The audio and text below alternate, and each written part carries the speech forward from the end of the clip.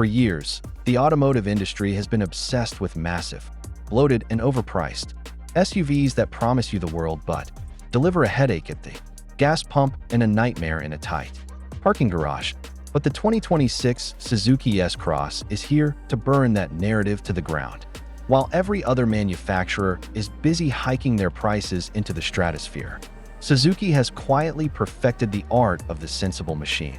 And after spending significant time behind the wheel, I am thoroughly convinced this is the most underrated crossover on the planet right now. It is rugged, it is unapologetically practical, and it features a trick under its floorboards that makes its competitors look like they are still living in the Stone Age.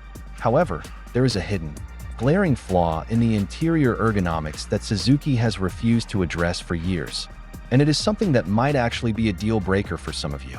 So you really need to stick around until the very end, because that specific oversight changes everything you thought you knew about this SUV's daily usability. Let's talk about the heart of this beast, because this is where the S-Cross creates a genuine divide in the market.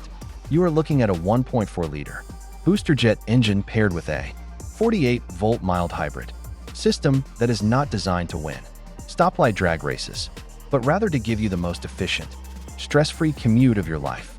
It is punchy at low revs and feels lighter on its feet than almost anything in its class, largely because Suzuki hasn't fallen into the trap of over-engineering the chassis with unnecessary, heavy battery tech. What really elevates this car above the noise is the signature AllGrip all-wheel drive system. Most crossovers in this segment offer a system that is essentially front-wheel drive that occasionally panics when it loses traction, but the S-Cross is the real deal. With 4 distinct modes: Auto, Sport, Snow, and Lock, you have actual mechanical capability to get you through deep snow or muddy trails that would leave a typical city slicker crossover stranded. If you appreciate engineering that actually works for a living rather than just sitting there for show, you are going to love what they have done here. And speaking of engineering, if you are finding this breakdown of the S-Cross helpful and want to see more deep dives into the cars that actually matter, make sure to hit that like button and subscribe to the channel so you don't miss our upcoming comparison tests where we put these claims to the test. Now, look at the exterior. It has a bluff, confident front end with these sharp LED headlights and a massive grille that finally gives the S-Cross the road presence it was missing for so long. It looks like it belongs in the wild, not just the grocery store parking lot. But here is the kicker. Despite this rugged exterior, the interior is where the S-Cross plays a different game. It is not trying to be a luxury lounge with soft touch materials on every single surface just to trick you into thinking it is premium. Instead, it is built with Japanese reliability as the guiding principle. The 9-inch touchscreen is crisp, fast, and most importantly, it comes with wireless Apple CarPlay and Android Auto as standard across the range. It is refreshing to see a manufacturer focus on the technology that people actually use every single day rather than hiding essential functions behind 3 layers of frustrating submenus. But we have to get back to that massive reveal I promised you. While I have been praising the engine, the all-wheel drive capability, and the common-sense approach to technology, there is one area where the 2026 model falls flat on its face. It is the one thing that will frustrate you every single time you need to haul larger items, and that is the tailgate height. While the boot itself is a massive, class-leading space that can swallow family camping gear without a struggle, the height of the tailgate when fully open is remarkably low. If you are over 6 feet tall, you are going to be playing a dangerous game of dodge the metal edge every single time you load the groceries.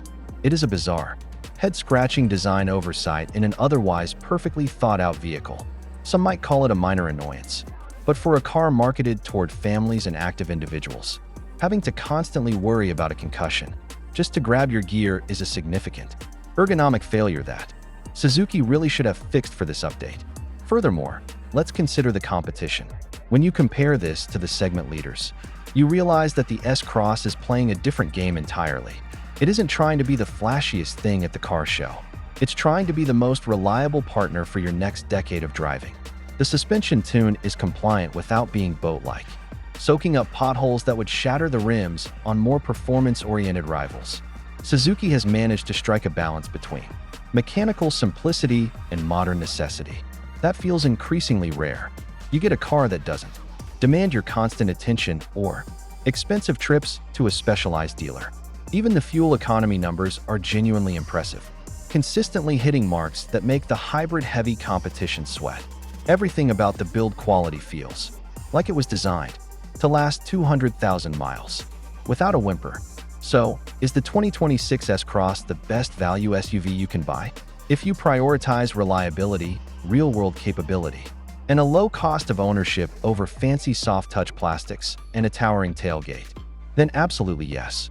It is a no-nonsense, bulletproof tool for the modern driver, even if it does ask you to watch your head on the way out.